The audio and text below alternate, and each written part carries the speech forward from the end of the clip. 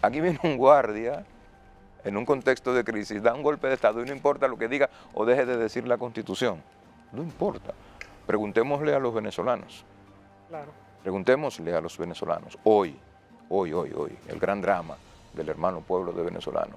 ¿Qué tiene que ver eso con el ordenamiento constitucional? Absolutamente nada. Tiene que ver con que hay un tipo que tiene la guardia y la policía militar de su lado. Las democracias y liberales. Entonces, de sus garantías, no. Yo pienso que algunas de las propuestas, en el marco de un funcionamiento mínimamente normal de la institucionalidad de la democracia, son importantes. Creo. Hola, buenas, muy buenas, bienvenidas, bienvenidos. Eso es Makini para Colorvisión. El país está en proyecto de reforma constitucional. Hay un gran empeño en este anteproyecto que está socializando el presidente Luis Abinader y que resume 4 puntos fundamentales, pero que prácticamente todos ellos son viejos anhelos institucionales de la sociedad dominicana. Creo que sería maravilloso que la sociedad civil y la sociedad política, la clase política, prestara atención y participara en estos debates, porque las propuestas del presidente, debo insistir, estas propuestas son anhelos, viejos anhelos de la gente durante mucho tiempo. Me quedo con el tema principal, el de la reforma, el de reformar la Constitución para que el presidente de turno pueda volver a ser candidato. Por ejemplo, eso es algo sumamente lamentable que genera muchísima corrupción. Yo diría, bueno, que ese es un germen que nos ha hecho mucho daño. Son temas fundamentales, así para que ustedes sepan de qué vamos a hablar con nuestros especialistas. Miren, impedir futuras modificaciones a las reglas constitucionales de elección del presidente, consolidar la independencia del Ministerio Público, y eso tiene sus bemoles también, porque ahí está el requisito adicional de independencia política, la designación por el Consejo Nacional de la Magistratura a propuestas del presidente de la República, también está el carácter de inamovilidad durante los 4 años del periodo constitucional o la remoción solo mediante juicio político, pero también está el tema de reducir el número de diputados. No dejemos fuera unificar la celebración de las elecciones. Como ustedes ven, óigame, no sé yo cuál de los 4 es más importante, pero son todos fundamentales, generan debate, y de esto, de debatir ideas, se trata la democracia. Entonces, ante tal escenario, el país está en reforma constitucional, la discusión está en el aire. Bueno, aquí en Makini vamos a hacer lo que hacemos siempre. Nosotros tenemos nuestros especialistas de excepción por temas. Por ejemplo, el tema derecho constitucional, por supuesto. Entonces nos acompañan, bueno, además de buenos amigos excepcionales, profesionales, esto sí que se le puede llamar jurisconsultos. Ellos nos van a ayudar a entender un poquito mejor. Vamos a tratar de hacer un programa lo más didáctico posible. Todo esto, en qué consiste en ese anteproyecto de ley de reforma constitucional, hasta dónde se llegaría y cuáles son también sus sugerencias personales. Estoy hablando de los doctores Cristóbal Rodríguez y Nacef Perdomo. Así que la comida está servida. Nos vemos en un momentito, no se vayan muy lejos.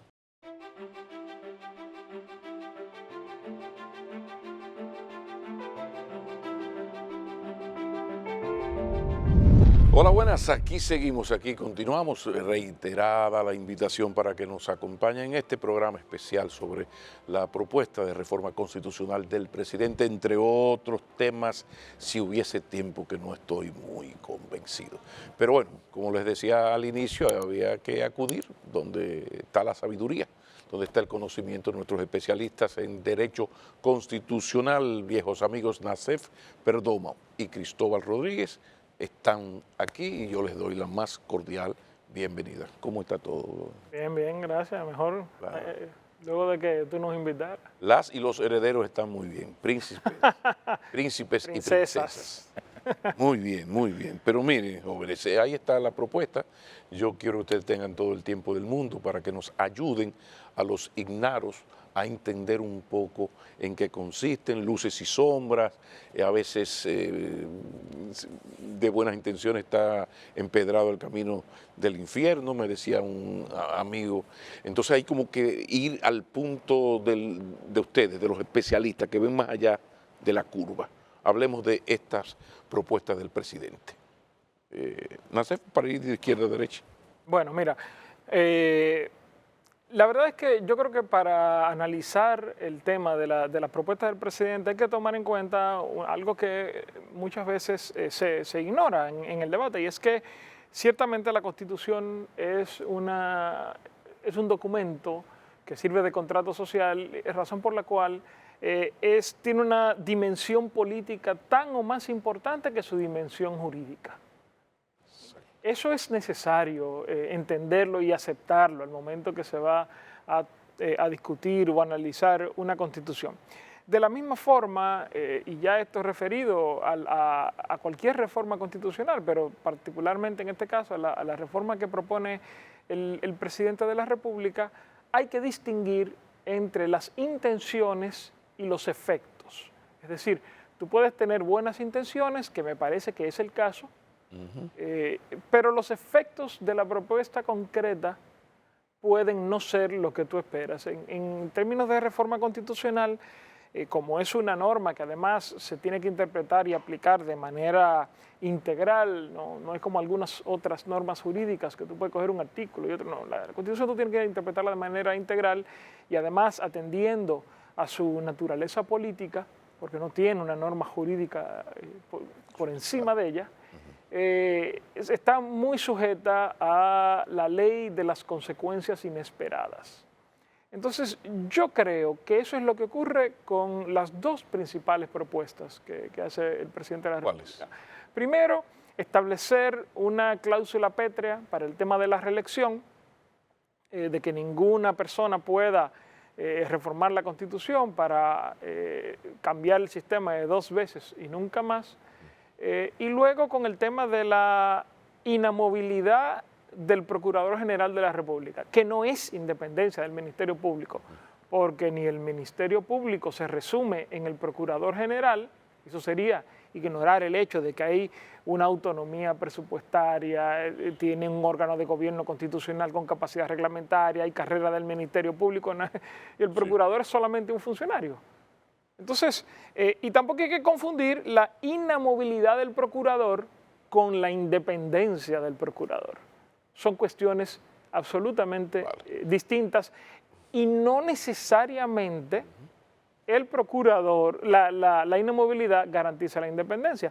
Eso funciona, por ejemplo, en el sistema de justicia por 2 razones fundamentales. Primero, porque esa inamovilidad viene apareada con un sistema de carrera para los jueces, además, porque los jueces, sobre todo en la medida en que tú vas subiendo en categoría de los tribunales, forman parte de un colegiado, no toman decisiones personales. Ha presentado una lectura que hay para llevarnos el programa completo. Vamos a hacer otra lectura de parte de Cristóbal Rodríguez. Vamos a matizar lo que más te ha llamado la atención y lo que tú ves que podría generar algún ruido de ser aprobado como tal.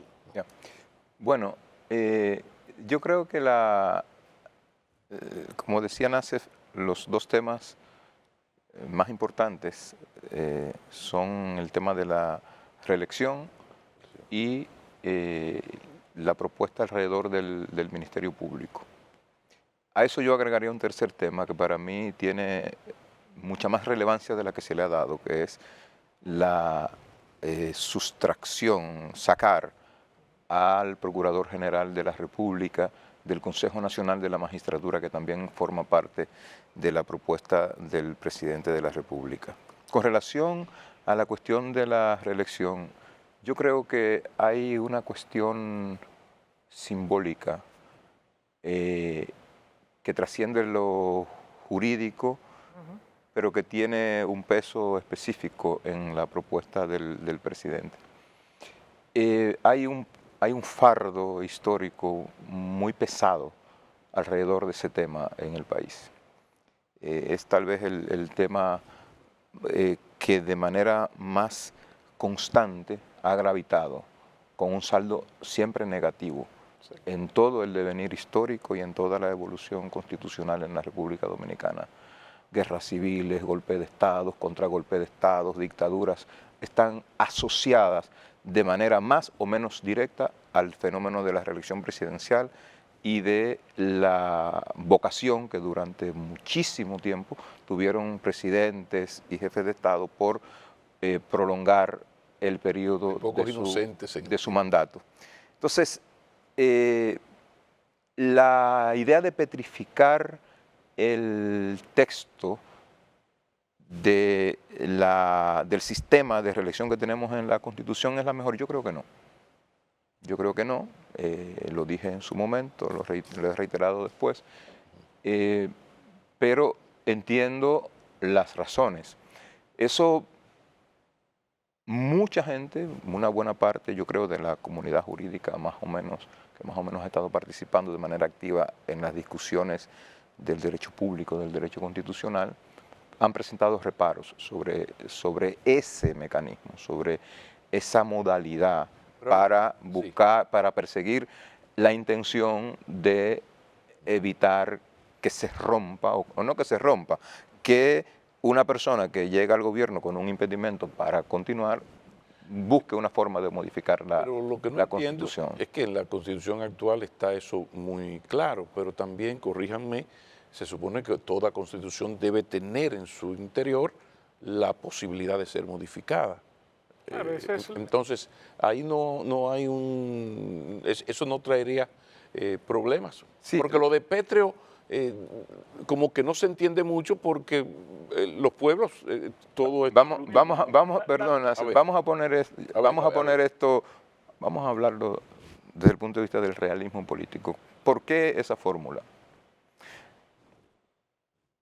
Porque la otra, la alternativa, que era incrementar los regímenes de mayoría para aprobar la ley que declara la necesidad de la reforma, para la conformación válida del quórum en la Asamblea Revisora de la Constitución, para la aprobación de cada una de las propuestas, implicaba llamar a un referendo. O esa lectura hace mucha gente. Y en relación con ese aspecto, eso está pareciera que está muy claro. A pocos meses de haber concluido un proceso electoral y con una reforma tributaria, como probablemente la segunda iniciativa dentro del paquete de reformas normativas a que se aboca el gobierno, embarcar a este país en un referendo era una cuestión... Yo quiero decir algo. En esa misma línea, no se trata de impedir más que dificultar, o de dificultar hay más que impedir, primero, por favor. Primero que yo estoy de acuerdo con Cristóbal, es decir, no es que la intención me parezca mala, el problema es el mecanismo. Y yo lamentablemente creo que no hay una solución definitiva para ningún problema constitucional. Pero tú estás de acuerdo en que se trata de dificultar, porque en verdad es imposible evitarlo, porque ahí que yo quiero que me corrijan. Pablo, que la pregunta que tú te estás haciendo es la que tiene entrampada esa propuesta en una lógica que yo creo que la va a llevar a ser natimuerta incluso si se aprueba. Me voy a explicar. Lo primero es que establecer una cláusula pétrea, una cláusula de intangibilidad, implica la modificación del procedimiento de reforma. Perdóname para que los amigos abogados no comprendan. Tú te refieres a la pétrea, por ejemplo, el modo de gobierno. Sí, exactamente. Esa es la cláusula establecer ponerla afectar ahí. La cláusula que dice qué cosas no se pueden reformar de la Constitución, también necesita un referéndum, porque la Constitución dice que el cambio de los mecanismos de reforma constitucional requieren un referéndum. ¿Por qué necesita un referéndum? Porque si tú le estableces un límite al mecanismo, tú lo estás afectando en su alcance y por lo tanto en su esencia. Entonces, eso requiere un referéndum. Y yo creo que ahí es que está la trampa en la que está cayendo la propuesta que hace el presidente, porque al final lo van a poner en la cláusula pétrea, pero alguien va a ir en algún momento del futuro al Tribunal Constitucional y le va a decir, miren, esto necesitaba un referéndum y a la fecha de hoy ese referéndum no se ha manifestado, esa cláusula es nula y muy desgraciadamente es posible que el Tribunal Constitucional acepte eso. Yo no creo que sea el papel de los tribunales constitucionales decidir lo que dice la Constitución, pero ya tenemos precedentes en el área. Pero además quiero decir lo siguiente, el argumento de que eso es difícil llevarlo a referéndum porque el presidente de la República, porque hace poco salimos de un proceso electoral, yo creo que pierde fuerza por el hecho de que ese referéndum se pudiera celebrar junto con las elecciones del 2028, porque el presidente ha dicho que no se va a reelegir. Entonces a él no le afectaría. Y celebrándose el referéndum en las elecciones de 2028, eso entraría en vigor inmediatamente. Por lo tanto, el presidente que saliera electo en esas elecciones nunca pudiera decir que no le aplica esa limitación. De tal manera que yo creo que, como tú decías, se está pavimentando con buenas intenciones un camino a mal lugar. ¿Por qué?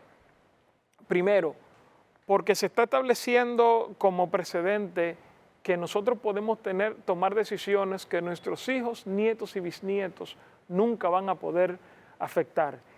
Y cuando ellos quieran hacerlo, entonces, la opción va a ser tirar por completo la Constitución al piso. Una nueva Constitución. Exactamente. Y eso es lo contrario de lo que se quiere lograr. Pero además se está abriendo la puerta para que un tribunal constitucional ilícita e ilegítimamente, lo digo desde ahora, si ocurre en cualquier momento, diga, es que yo puedo decidir qué forma parte de la Constitución y qué no. Mira, Cristóbal. Como siempre, los temas del derecho y los temas del derecho constitucional, mucho más, son objeto de controversia. Yo no creo que esto implique un referéndum. No estoy de acuerdo con lo que dice Nassef. Lo que dice el artículo 272, que debe ser sometido a referendo, es la modificación de los procedimientos de reforma de la Constitución. Si la reforma versa sobre los procedimientos de su reforma, debe ser sometida a un referendo. Aquí de lo que se trata, y hay en el derecho dos cuestiones bien diferenciadas, las cuestiones procesales y las cuestiones sustantivas. Esta es una propuesta material, sustantiva, que no toca las cuestiones procedimentales. Antecede nítidamente cualquier cuestión procedimental. Eso sí. Yo lo siento, pero... No, perdón. En ese sentido, que se plantee es una posibilidad, por supuesto. Siempre va a estar. Es más, yo me atrevo a decir, se está trabajando en el recurso.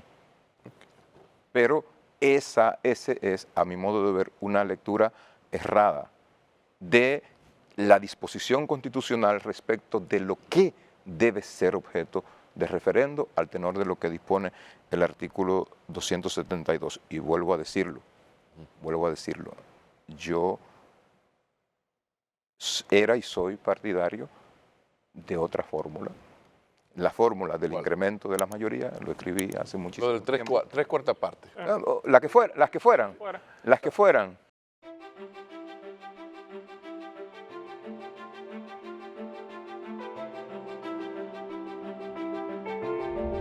Yo insisto en lo de dificultar. O sea, me Eso parece se a mí refiere, que Cristóbal, de lo que se trata es de dificultar, porque no existe, no hay manera de tú. Lo de pétreo es como medio poético, yo te lo voy a jurídico poner. poético, Mira, porque siempre. Es tan así, mira, la cláusula pétrea que hay en la Constitución de la República no es un límite jurídico a la reforma constitucional. Y no lo es ni lo puede ser, porque tú en la misma reforma te puedes llevar la cláusula pétrea sin referéndum, dice Cristóbal. O sea, que incluso tiene menos protección que otras. y no hay nada en la Constitución que impida que tú reformes la cláusula pétrea. Entonces, tú puedes en la misma reforma llevarte la cláusula pétrea y cambiar lo que la cláusula dice que no se reforma, y cuando proclames la nueva Constitución, se va a dar la situación de que no van a haber coexistido en el tiempo nunca la cláusula pétrea y la reforma que esta anteriormente prohibía. Pero de lo que se trata no es de que si en el futuro se quiere cambiar, mover eso, haya que hacer una nueva constitución. Porque eso es la causa, porque los venezolanos le pusieron República Bolivariana de Venezuela, o sea, con su nueva constitución. Hay una discusión en el derecho constitucional. Sí. Por lo menos en los países como en el nuestro, donde no hay diferencia entre reforma constitucional y enmienda constitucional. Es un asunto muy técnico, pero no tiene lugar discutirlo aquí porque esa distinción no existe en nuestro ordenamiento. Hay una discusión sobre si cada constitución es una nueva constitución. Porque no tiene sentido, y yo incluso me inclino a esa teoría, porque la constitución anterior no puede evitar la vigencia de la actual. Entonces, las constituciones son de alguna manera un circuito cerrado donde sucede el efecto mariposa. Tú cambias una cosa aquí creyendo que no vas a cambiar el resto y realmente lo afectas todo. Pero ahí no están de acuerdo, pero hay el otro punto que tiene que ver con la consolidación de la independencia del Ministerio Público. Más de uno ha dicho que el Ministerio Independiente es una contradicción en los términos, porque un ministerio depende de un presidente, porque es mucho más que la lucha contra la corrupción, y por ejemplo la política de persecución criminal es un asunto totalmente del Estado. Entonces ahí hay unos matices que a mí me gustaría que ustedes debatieran. ¿Qué ustedes creen de esto? Pero ahí está también el tema de sacar al procurador del Consejo Nacional de la Magistratura. Entremos ahora en la parte de la independencia del Ministerio Público, e incluida lo de la inamovilidad, que es otro matiz. Mira, yo creo que hay que empezar diferenciando la intención de reducir la incidencia directa de la política a través de la facultad del presidente, totalmente discrecional en la Constitución actual, del Ministerio Público como institución. O sea, el Ministerio Público, los 1000 y tantos fiscales que tenemos en el país tienen un régimen funcionarial desde el año 2002 en la República Dominicana, que empezó a hacerse efectivo en el año 2005, cuando se puso en funcionamiento real la escuela del Ministerio Público, se hicieron los primeros concursos, los primeros llamados a concursos públicos como criterio para acceder a desempeñar funciones de fiscalizador, y de ahí eso, y luego eso se robusteció dándole rango constitucional al sistema de carrera del Ministerio Público en la reforma constitucional del 2010. Dicho esto, creo, sin embargo, que la propuesta del presidente de la República tiene elementos que a mí me parecen importantes.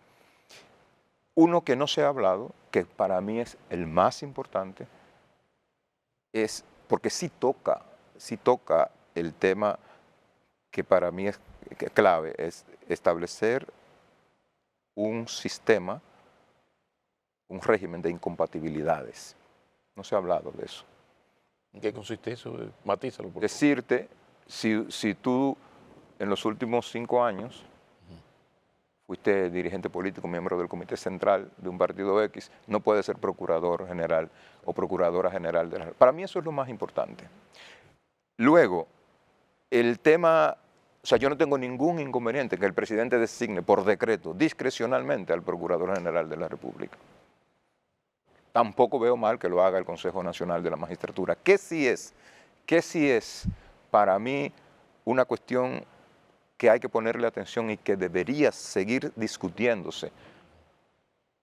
A ver si se puede modificar el criterio de inamovilidad. Y aquí lo quiero repetir, lo he dicho muchas veces en los últimos días. Yo fui partidario de esa idea hasta que empecé a ver nuestro entorno. Cuando vi Colombia, cuando vi Guatemala, más recientemente.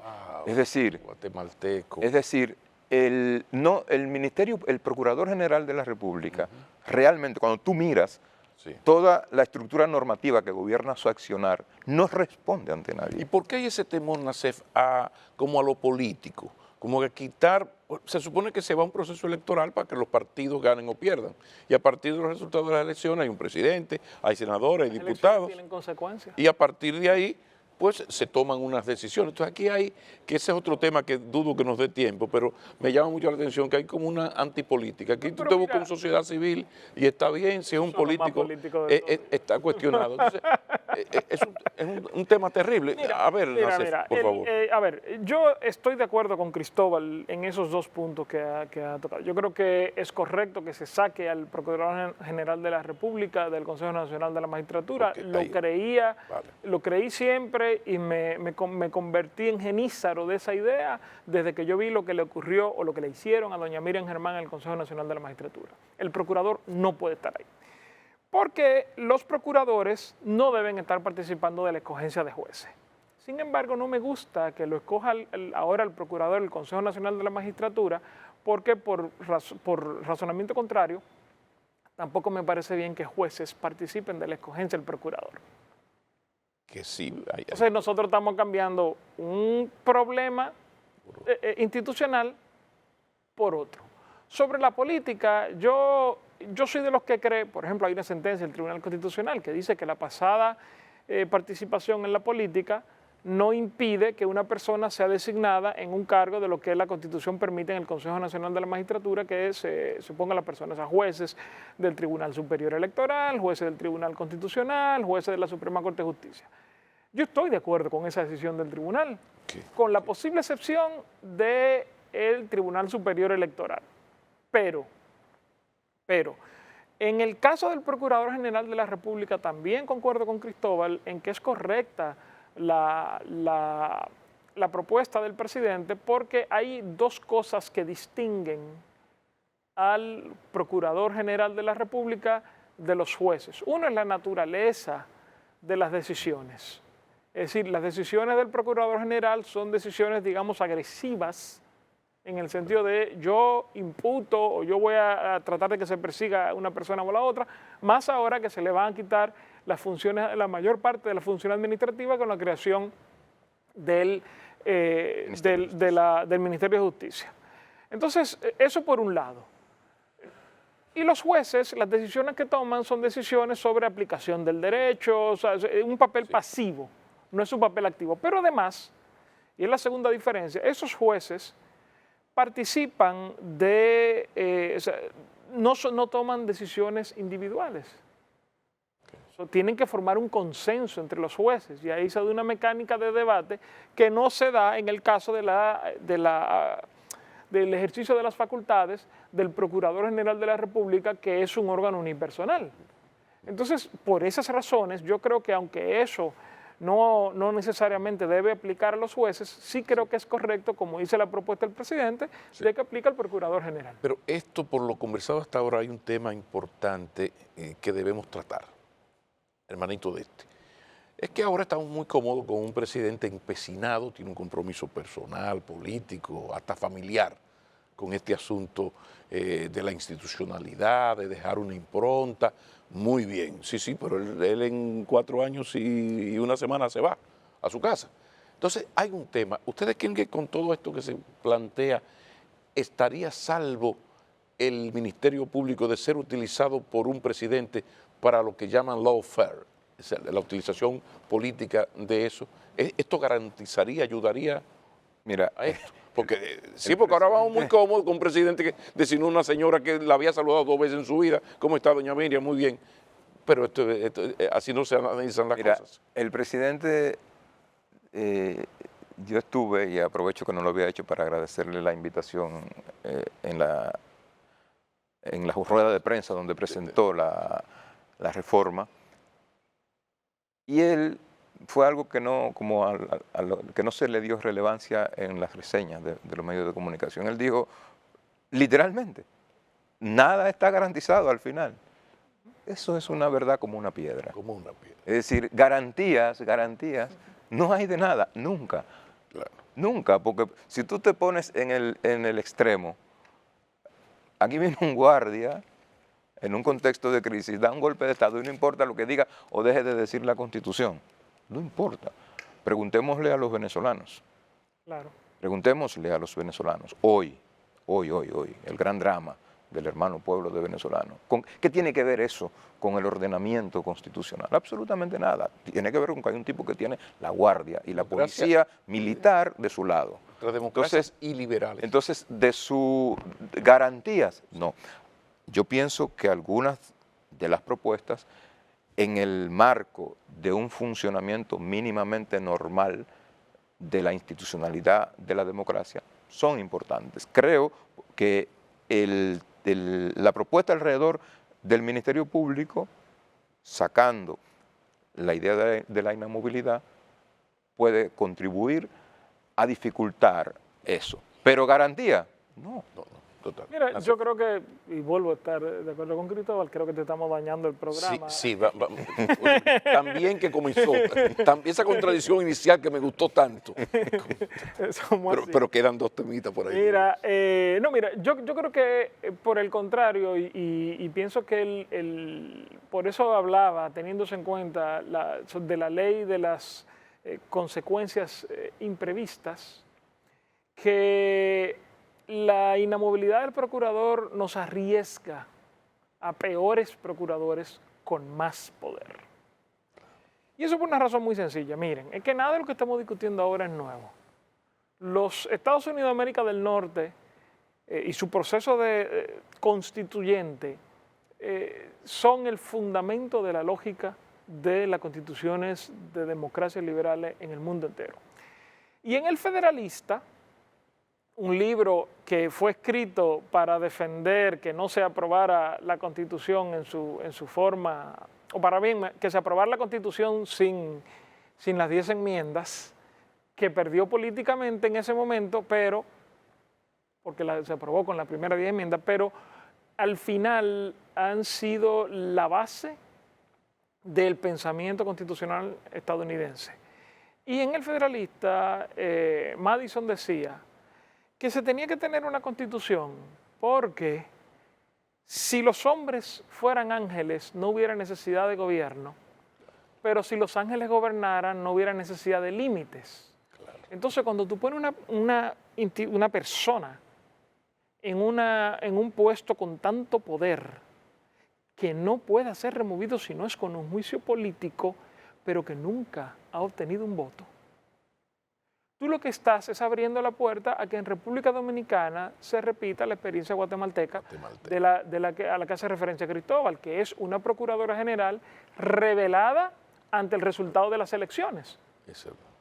Y eso es peor que tener, 1000 veces que tener un procurador general que sea designado a voluntad del presidente de la República. Entonces, yo pienso que eso se tiene que repensar. Yo creo que si lo que les preocupa es que el presidente no lo pueda destituir arbitrariamente, yo creo que debe ponerse, bueno, que sea como en Estados Unidos, que el presidente lo proponga y que lo apruebe el Senado, y que para destituirlo también lo tenga que aprobar el Senado. Que esa institución no existe, en la Constitución actual, de que el presidente tenga que pedirle al Senado permiso para destituir un funcionario, pues para eso están las reformas constitucionales. Claro. Es decir, pero no me parece que el Consejo Nacional de la Magistratura sea el mejor mecanismo para designarlo, por razones que ya hablamos, además que es una especie de ficción, porque el presidente es el presidente del Consejo. Claro. Entonces, y no estoy de acuerdo, y coincido con Cristóbal, con que sea inamovible.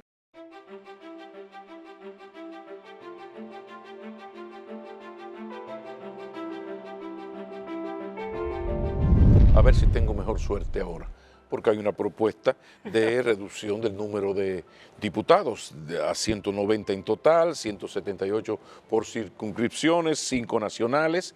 Entonces ahora la propuesta sería bajar a 110 por circunscripciones con 20 nacionales y 7 del exterior. Una reducción del 53%. de 53 diputados. ¿Estás de acuerdo? ¿Eso ayudaría o hay una contradicción en fondo y forma? Nos estamos olvidando quizás del fondo y a veces el número. ¿Qué tan importante puede ser el número? Nos estamos quedando los 1.000 millones menos. Por favor, a ver.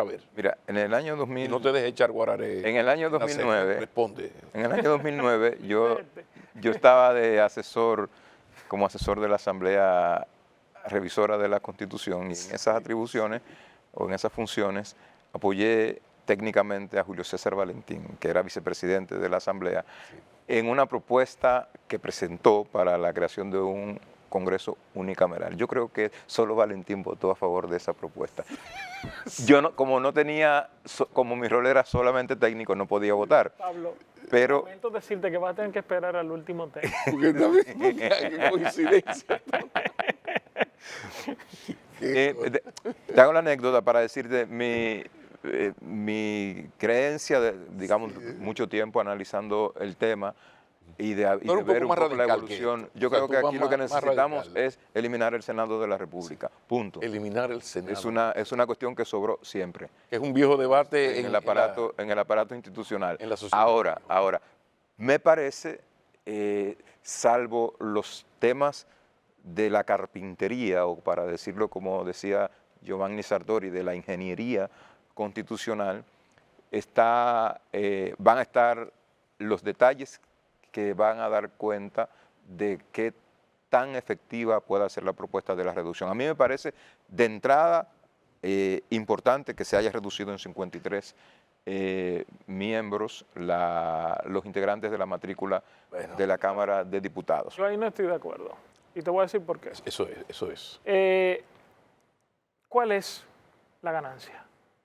Porque en República Dominicana, la Cámara de Diputados se le asigna un presupuesto de 4.500 millones de pesos al año.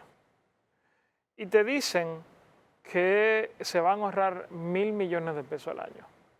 1.000 millones de pesos al año es 0.07% del presupuesto. Si tú vas a una tienda mía y tú me dices, ay, quiero comprar, yo te digo, son 10 pesos. Dice, hazme una rebaja. Oh, está bien, 9,99. ¿De qué estamos hablando? Sí. Entonces, ese no puede ser el argumento. No, el tema no, claro, no puede ser el tema económico no puede ser el argumento, porque tú pudieras reducir eso del gasto de publicidad del gobierno, por ejemplo, de esto de cualquiera. Lo digo porque por algo que no es una institución pública en sí misma. Y nadie se daría ni cuenta. Y planes para mejorar la calidad de los representantes. Es que los representantes, ahí está difícil la cosa. Son la expresión de. Claro, son la expresión del electorado. Y tú tendrías entonces que modificar el electorado y eso es peligroso. Yo quiero volver, perdón. Cristóbal, espérate, déjame decir algo. Sí. Entonces, a mí me manifestaron luego de que yo dije, pero es que no me convence, por esos motivos. Sí. No, que entonces, que manejar mejor, que son demasiado. Eso puede ser. Eso puede ser quizá un argumento convincente, pero entonces hay que verificar cómo se va a hacer la nueva distribución. Por una razón muy sencilla. Hay un mínimo, aunque una provincia tenga 5 votantes, hay un mínimo de diputados que va a tener, que son 2, ¿verdad? Entonces, eso quiere decir que hay 64 diputados que ya están apartados. Y luego, el resto de los diputados se plantean en términos generales, yo sé que hay un tecnicismo ahí, pero en términos generales se distribuyen de acuerdo a la población. Entonces, si tú disminuyes, esos que son los diputados que se disminuyen de acuerdo a la población, tú lo que vas a estar haciendo es reduciendo la representación de las provincias más grandes, que no son solo las más grandes, sino las que más aportan a la economía. Okay. Entonces, ya en el Senado tenemos el problema de que hay provincias que tienen, ¿cuántos? 70.000 votantes, 50.000 votantes, y tienen un senador igual que la provincia de Santo Domingo, que tiene 2,5 millones de votantes. Caso Pedernales. Claro, o 1 millón de votantes, perdón. Entonces, ahora vamos a pasar ese problema a la Cámara de Diputados.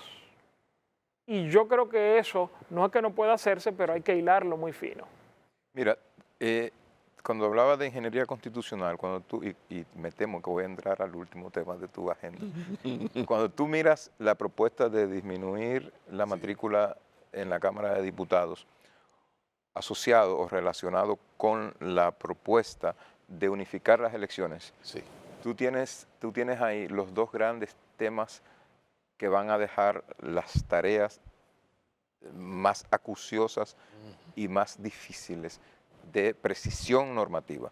Es decir, unificar las elecciones va a implicar revisar todas las disposiciones legales relativas a los al calendario electoral, de presentación de candidaturas, de plazo para la toma de posesión, es decir, todo, incluida la potestad reglamentaria de la Junta Central Electoral, que tiene que sentarse en cada elección a decir cuántos diputados por provincia, o sea, todo eso, y muchas cosas más, van a tener o van a dejar la tarea más compleja a los especialistas en temas ¿Pero apoyas la propuesta y electorales. ¿Apoyas la propuesta? Sí, sí, de unificación. Que se unifique el tercer domingo de mayo. La unificación de las elecciones también.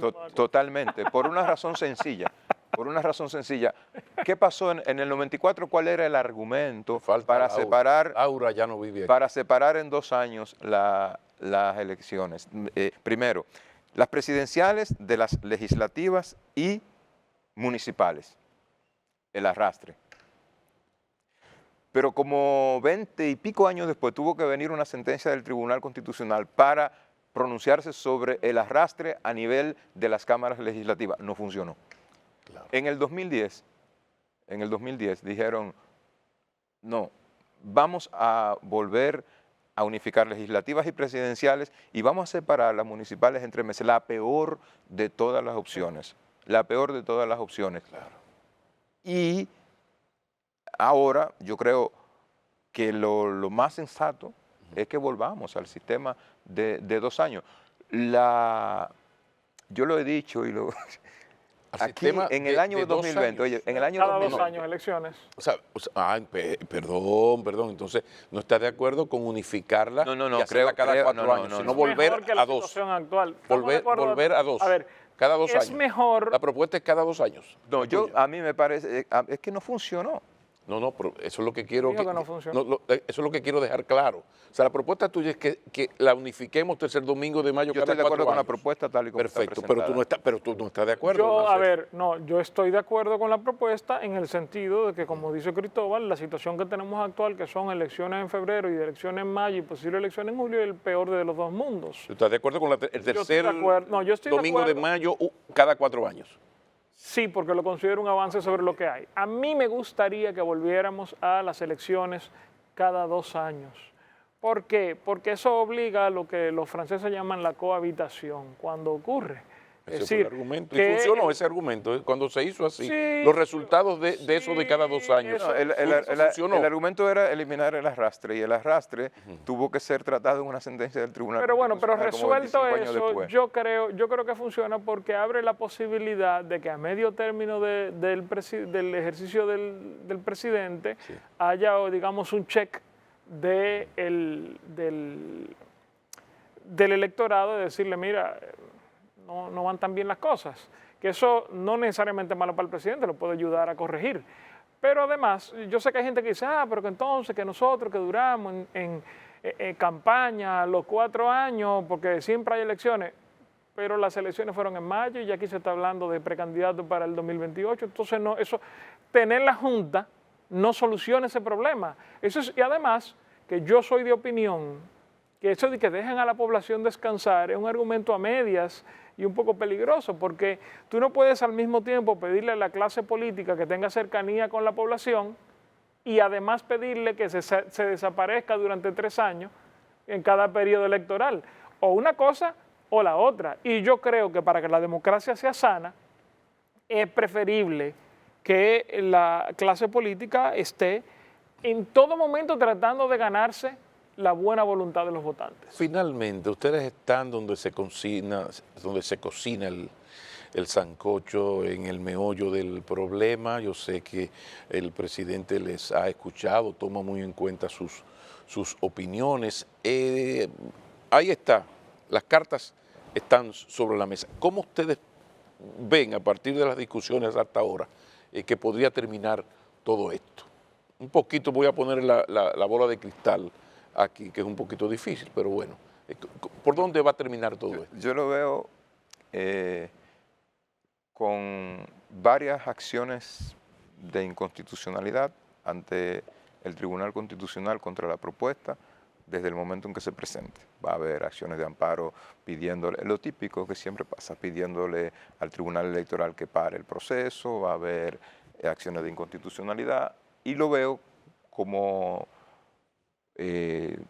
decisiones rechazando esas acciones y el Congreso Nacional, la Asamblea Revisora, aprobando la propuesta básicamente en los términos en que está planteada. Creo que puede haber, dependiendo de la intensidad de la discusión de aquí a que se produzca el debate en la Asamblea, puede haber modificaciones de algunas cuestiones técnicas, de algunas cuestiones que son realmente preocupantes. Me parece que el presidente dejó claro que la discusión está abierta y que las propuestas que se consideren pertinentes se pueden acoger. O sea, la discusión sigue abierta y en ese sentido yo pienso que podría haber algunas variaciones, pero la iniciativa va a ser aprobada por la Asamblea Revisora sin lugar a dudas. Lectura final.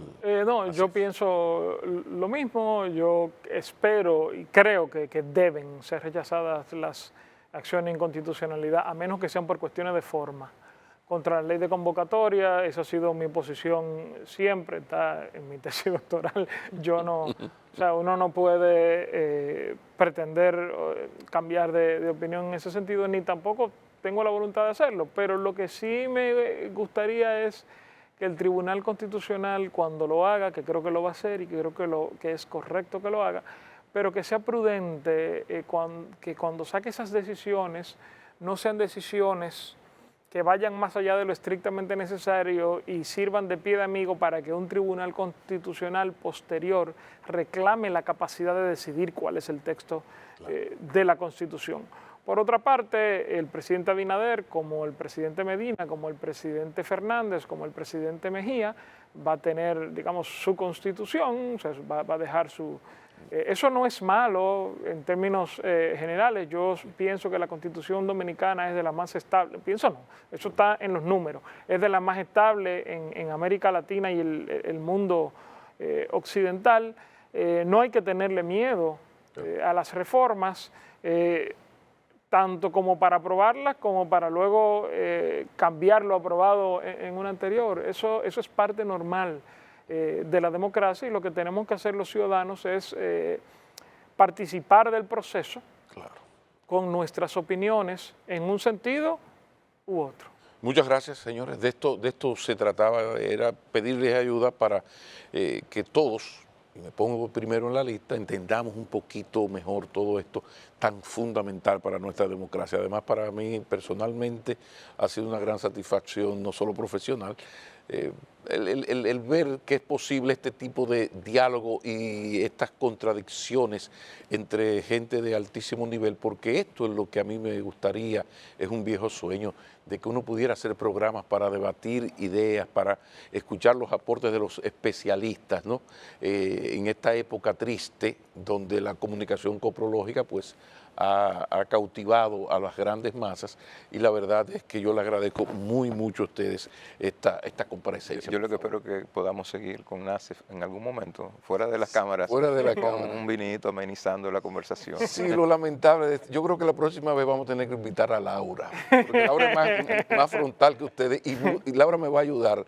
Estoy hablando de Laura Acosta, la doctora Laura Acosta, me va a ayudar a crear algún tipo de cizaña entre ustedes dos para hacer un programa. Lamento decirte que me parece que ella no, porque Laura y yo hemos discutido estas propuestas y básicamente hemos coincidido. Hoy sí podemos terminar el programa como lo terminamos con mucha frecuencia, es que gracias a Dios y a estos amigos a uno aún le queda la palabra. Sean felices.